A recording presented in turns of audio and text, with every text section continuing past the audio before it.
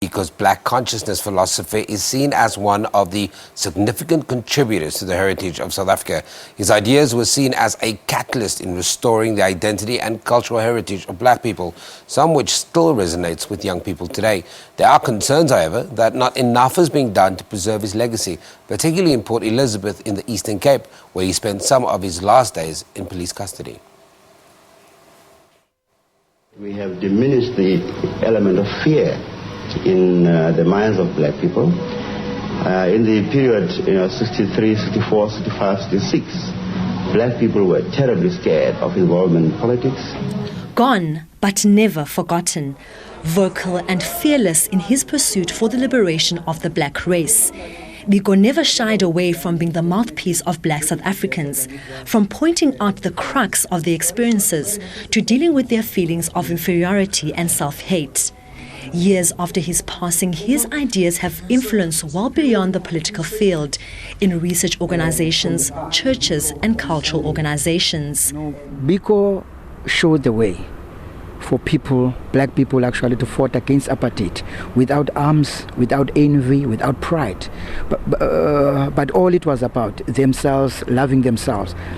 But after 20 years, you could still see that is a abantu abaphambili, the people who are forward, or the very young people themselves, even never know ukuthi we had this thing that helped us as black people. You find out things are repeating themselves.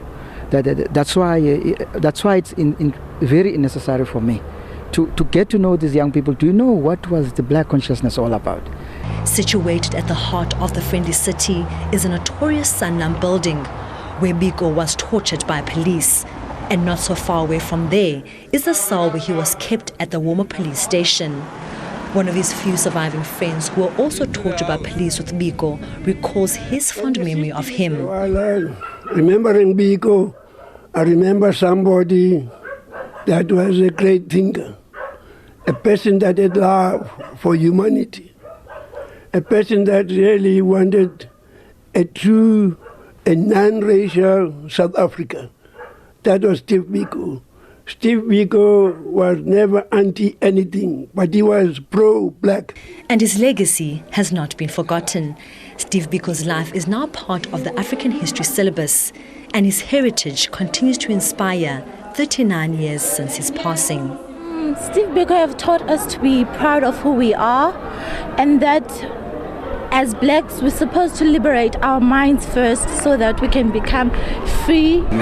Steve Biko taught me about being proud of who I am as a black person and to be conscious of my culture and identity, all which stems from his ideas of black consciousness. The Department of Housing will be converting the Sanlam building to a social and housing rental unit named the Steve Biko Manford Project in Biko's honor. Lerato Tipa, SABC News, Port Elizabeth.